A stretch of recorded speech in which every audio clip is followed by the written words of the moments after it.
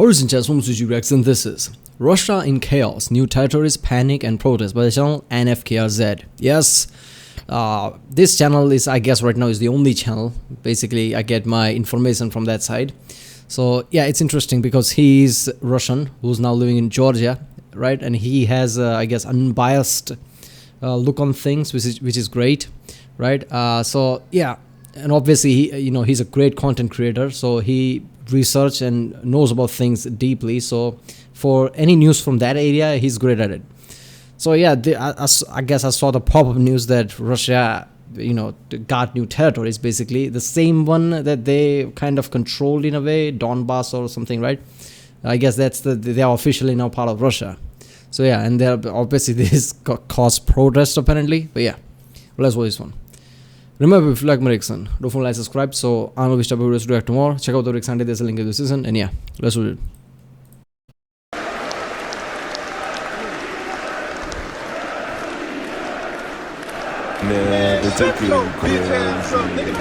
Hello Blazers, it is your boy Roman, your favorite neighborhood Russian. How guys doing today? Welcome to a brand new video and welcome to yet another video of a man slowly going insane, trying to understand what the hell is going on around him. First of all, I just want to say thanks everybody for all the support I'm getting on my channel recently and stuff like that. The views have been insane, and honestly I could capitalize on it and make daily updates, but I just don't have the mental power to do it. I'm literally going insane every single day. I don't know what the fuck is going on, but here we are. I sat down and today I will try to give you my best assessments of what happened in the last week, because the last week in Russia, I feel like Russia has actually gone completely nuts. This is like, it's absolute insanity. I guess we're gonna start off with the main thing that just happened today as I'm recording this video. Basically, apparently, Russia just got bigger. Now it has more territories, because the territories that were occupied by the Russian government now belong to Russia, because Putin signed an official agreement with the leaders of those territories, according to which they're now full-fledged territories of Russia. He also gave a speech, which was actually quite uneventful in my opinion. I mean, he says some very classic lines about how, the West is trying to destroy Russia and it's always been trying to destroy Russia. It's like the West's main goal, actually. He also talks about all the sins of the West, about the colonization of India and Africa, the opium wars in China. I mean, he literally mentioned everything. And I guess the implication is that if the West has done terrible stuff in the past, we can do that too in the year 2022. That's very... So by West he means England, apparently, if he's talking about colonization of India and opium wars. But seriously, man, that was a Family Guy episode, right, where Lois was running for, I don't know, mayor or something, and she was talking about all the good points, but nobody was listening, and Brian just said, like, stupid one-liners or whatever. That always, makes people right. So she just said 9/11, everybody just clapping. I guess 9/11 has become equivalent to West is attacking Russia for Putin, basically, at this point, because that's how he's going to start any speech now, right? And I guess that's how he has been starting his speech for the past, few months at least. Every time he spoke, that's the point of it. Very sound. And yeah, there wasn't much else in there. He said that the West is also essentially trying to sissify Russia and push the agenda of, transgenderism and there being more than two genders. Разве мы хотим, чтобы у нас здесь, в нашей стране, вместо мамы и папы был родитель номер 1, номер 2, номер 3? Совсем спятили уже. Чтобы им вдалбливали, что кроме женщины и мужчины якобы существуют еще некие гендеры. And it's kind of wild that these are not the takes I'm seeing on like 4chan poll, but it's coming from the president. So if you're a transphobe, congratulations, you're now officially spreading Russian propaganda by using your talking points. But yeah, other than that, I don't think people understand. I think there's a bigger play at here, especially from Putin's mentality.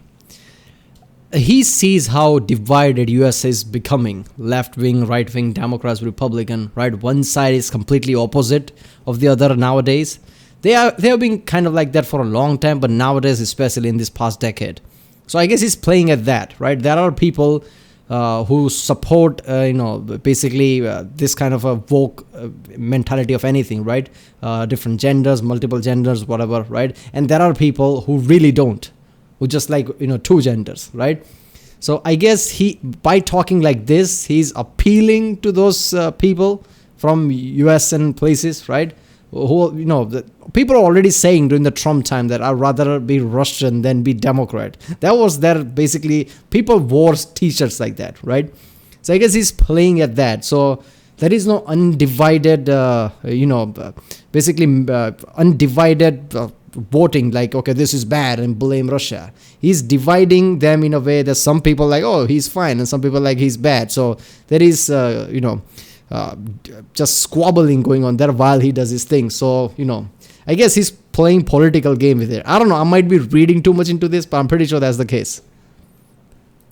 As there was really nothing new in his speech. He did not announce a war, it's still a special military operation, of course. A lot of people also expected Putin to announce martial law in Russia, which also didn't happen, so the speech was kind of a nothing burger, and I really got nothing to say about it. As far as the joining of territories goes, huge disclaimer, there's a law in the Russian criminal code that basically prohibits any speech that can be dangerous to the territorial sovereignty of Russia. So essentially, if you say that these territories are not Russia, you'll get a felony on your ass. This has happened before with Crimea, by the way. When Russia took Crimea in 2014, some people were actually jailed for saying Crimea is not Russia, for just this law in particular. So what can I say, man? I just think it's embarrassing, quite frankly, and the fact is that Russia is already such a huge fucking country. We have a ton of cities which are just underdeveloped, underfunded, falling fucking apart, and instead of actually fixing those cities and putting money to good use, instead we need more territories. And now all the Russian taxpayer money is going to be going to those territories to rebuild them and contain them, instead of fixing Russia proper. But I mean, am I surprised at this point? I'm definitely not. It's not like through the last 20 years I've gotten the impression that the Russian government cares about fixing Russia. So yeah, this is absolutely ridiculous, and honestly, in my opinion, I feel like these territories will not have this new status for very long. Just my 2 cents. You know what I'm talking about. Alright, that was several felonies in there. Let's move on to the next topic at hand, which is the situation at the borders between Russia, Georgia, and Kazakhstan right now. It's absolutely insane. So, since Russia announced the Damn, look at the line. Holy shit, it spans all the way back. Right now, it's absolutely insane. So, since Russia announced the partial mobilization, as they call it, people have been leaving Russia like crazy. I mean, I'm already seeing the effects of this myself. First of all, the rent prices here in Tbilisi, Georgia have already increased insanely, and I feel terrible about it, honestly. But also, just the amount of people I know from Russia who are like, either friends of mine or just people I know, the amount of people who actually started leaving now and have already left, it's absolutely fucking insane. Like, I've never seen anything like this in my life. I'm not having that much fun. What can I say? I mean, I literally have a fucking I have a refugee living in my apartment right now. I have a friend who came from my hometown. Basically, according to the data, almost 300,000 Russians have already left. It's mostly men because obviously they're susceptible to being drafted to the army. And the border right now is literally insane. For example, the border with Georgia, the line I think right now reaches about 20 kilometers or something. People are literally spending days at the border. And also there's reports of Russian police organizing like stops at the border where they stop everybody and you literally have to pay a bribe to go further to get to the border. On the Russian-Georgian border as well, there's been reports of military vehicles moving in, apparently to contain the situation, to make sure that people don't break through the border or something like that. It's absolutely insane. People are standing there for days upon ends with no food, no water. I mean, a lot of people already describing the situations at the borders right now as a humanitarian catastrophe, as a humanitarian crisis. And yeah, the things that people are going through there are absolutely insane. I actually have a friend from my hometown as well who just crossed the border like 2 days ago. This motherfucker is red. Like, his face is red. He looks like he went through a goddamn desert because he was standing like outside under the sun for days. I think my next video is actually going to be an interview with him about just the situation overall and what it was like to cross the border. Oh my god, people left thinking they'll cross the border, but obviously they're not going to account for how much time it might take. They don't have food, water, any normal facilities that you might need to go through the day, and they're stuck at the border. How fucked up that is. And that's a 20-kilometer line. 300,000 people have crossed it. I mean, that's a big number, let's be honest, right? Especially seeing the population of Russia, that's a big number. If you heard 300,000 Indians cross the borders, it's like, yeah, it's just like, can you notice? Because there are way too many people here. But still, for Russia, that's a big number. I mean, how many of them basically got the letter, got left, right? What if they realize, like, all the people we sent a letter to, half of them are not there anymore? I don't know, they might take drastic steps if that happens. Russian border, so be on the lookout for that. I personally think it's quite interesting, it's very historical, and it's obviously an experience that should be talked about, and who else will make this type of content if not me, you know? And it's no joke, everybody started leaving Russia. At the moment, a lot of YouTubers, for example, left Russia. First of all, my fellow YouTubers that make videos in the same genre as me, you know, speaking in English, talking about Russia, you probably know them. Like Nikki Proshin, for example, he recently announced that he left Russia, he's in Turkey right now. Natasha from Natasha's Adventures has also arrived to Georgia. And actually even a lot of famous Russian-speaking American YouTubers who are like in the Russian YouTube sphere, they've also started leaving, and some of those who left actually were doing advertisements for the Kremlin before, like they were working with the Russian governments and stuff like that, so they're obviously being taken the piss out of right now. It's glorious, but obviously the situation is fucked. So yeah, we'll have a full video about the border thing soon, probably with an interview, but for now, just know that the situation is insane, and I mean, honestly, guys, at this point, I don't know what people expect from my videos, because I'm just a guy who's going... I don't know what the fuck is going on. Like, quite honestly. But I guess I have an audience of people who like to see what people like me, or Russians who are, you know, against all of this shit, are thinking right now. So I guess this is the type of content I'm gonna be continuing to produce. Now, when I mentioned Russia going absolutely mental... That is what I said when I started to watch his video. Like, this is interesting because he's a Russian. He actually left. He's in Georgia right now, but he has people, family there. He gets the news, I guess, the real news, right? I mean, he has a stake in this. He's feeling this. He's going through this. So it would be interesting to see his take. And he's a big YouTuber, basically 1 million subscriber. So he knows how to express things, how to make a video. So it's really interesting to see his take on it. This last week, I'm not even just talking about the government, but the people itself. I mean, there's some things happening right now in Russia that are unprecedented, and we've never seen this before, ever. First of all, there's been massive protests in Dagestan, which is actually a republic of Russia that's located in the northern Caucasus. It's pretty close to Georgia. And there's been actually pretty big protests in Dagestan where people were fighting the police was shooting in the air. It got pretty violent, and it honestly never happens in Russia. That's the thing. When you gotta realize is that whenever we usually mention protests in Russia, it's usually a peaceful process. Russians just go out and walk around with maybe some banners or something, if they're brave, because if you have a banner in Russia, you get arrested immediately at a protest. But people don't like clash with the police or anything like that, but in Dagestan, it actually happens, so... Yeah, I think we know why they're doing peacefully and don't want to clash with the police, but now it's changing. What does that tell you? What does that tell you? What didn't used to happen, now is happening, is with the protests and things. People might be reaching tipping point, let's be honest, right? I mean, people are afraid, right? Just a banner could jail you, and God knows for how long, right? And now they don't care. They are literally fighting police. They're reaching the tipping point. This is already pretty unprecedented, to say the least. There's also been a lot of reports of military draft offices in Russia being set on fire. There's been about, like, at least 7 cases of this in the last week. If you don't know what a military draft office is, it's basically what's usually used during the regular times to just accept conscripts into the conscript army. But right now, those offices are actually being used to mobilize people to Ukraine. So some people decided to take action in burning it down, which is also wild. And I think by far the craziest thing that happened recently in the last week, well, there was also a school shooting in Russia, which was terrible too. Yeah, what can I say? But it's not directly connected to the topic, I guess. But of the things that are, this was by far the most insane thing. A 25-year-old guy in Russia called Ruslan Zinin went to a military draft office in the city of Ust-Ilimsk, that is in the Irkutsk Oblast, Irkutsk region, and basically he came and tried to kill the head of the local military draft office. He shot him with a sawed-off shotgun, and he told the people that were in the room that you guys are leaving, nobody's going to, you know, die today. So I guess this guy's idea was that doing this will essentially stop the people from being drafted and mobilized. I'm just gonna say that it's actually crazy that the situation in Russia has reached this sort of level at this point where people feel that they want to do this. You gotta just imagine how tense the things are in the country right now when people are going out and doing this and burning draft offices. I mean, I don't know what the fuck is going on. I feel like, honestly, you know guys, I made that video which I called the Russia that I grew up in doesn't exist anymore. To me, it feels like Russia doesn't exist anymore at all. You know what I mean? Like, what the fuck is going on? Here's the point I want to get to. Yeah, look, it's one thing to be such a strong image that nobody even want to protest, and even if people protest, they just do it peacefully because they're afraid. Even the banner could jail you. That's one thing, that whole stigma. And it's completely another when people don't even care anymore, right?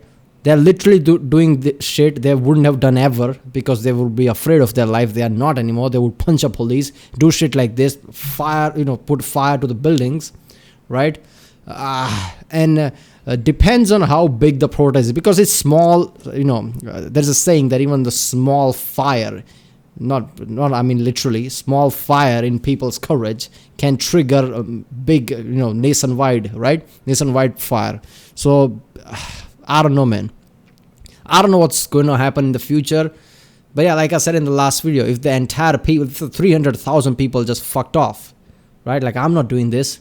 If people are actively protesting at this level, they are getting fed off, right? If the protests are happening at this level, the divide between the government, Kremlin, whatever, and people is widening, right? Widening a lot. And this could escalate to a level that, yeah, it might not be pretty in the future.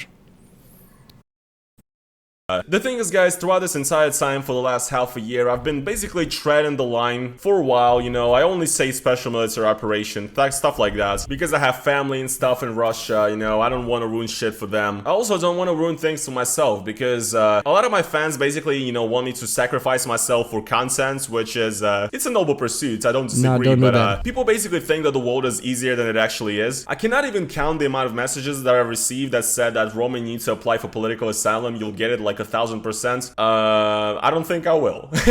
People think that applying for asylum is so easy. Like, I'm like, oh, I just showed you. Yeah, I made a you know, a video here about Russian propaganda. Yeah, give me German citizenship right now. I don't quite think it works that way. And from actually talking to people who've had experience with the system of, I do think, since he has 1 million subscribers, his reach is long. I don't know. I do think that it's not going to be easy, but I think he can get it in one of the countries, European countries, maybe in US, who knows. I don't think in US. US is hard thing, I guess. But in one of the European countries, I think he can get it, right? Not because he made all these Russian videos, just because he could just say that, you know, it's really hard to do my thing there, right? I want to transfer here. Right, I'm a big YouTuber. I'm a big, you know, online creator. He could just say that if you are somebody who could bring something to our country, rather than be a burden, right? I don't know. You could get in. I think he would get in. I'm not saying the process would be too easy or fast. It would take time, but I think you could get in. Yeah.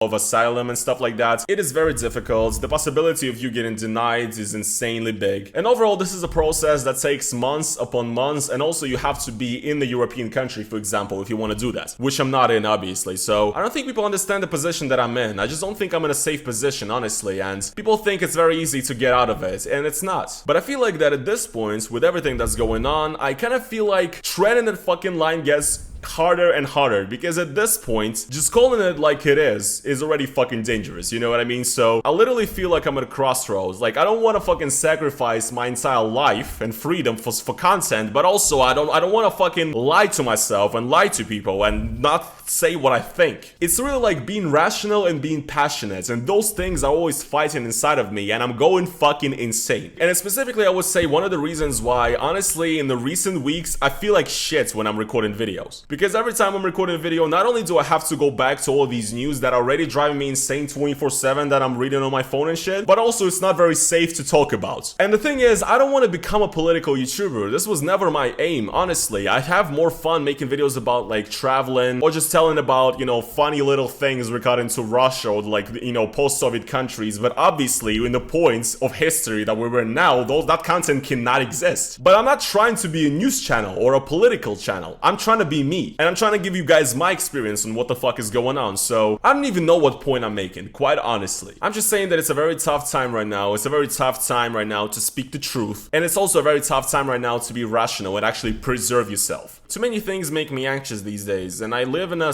constant state of not knowing, not even what's gonna happen like in a week or in a year. I live in a state of not knowing what the fuck is gonna happen tomorrow. And like I was saying in the video I made about leaving Russia 6 months ago, where I said that I genuinely do not know like what the fuck is gonna happen to me in the year. Like, I don't know, like, straight up if I'm gonna be fucking alive in a year. I'm not even being ironic. Like, it's fucked. It's fucked. But again, I'm just gonna be trying to do my best with producing content, you know, giving information to you guys and giving my insights and my point of view on everything, and just, you know, telling you guys how I feel, because I guess people care, which is quite surprising to me, quite honestly, because I don't think I'm that interesting. But yeah, I will continue making these fucking videos, and we'll get through this somehow. I don't know how, but we will. So yeah, just once again, guys, I want to thank everybody for supporting this channel, supporting me right now. A lot of the money that I'm making right now goes to supporting my family in Russia and stuff like that, so it's very important to me. And yeah, I'll be around, okay? We'll get through this.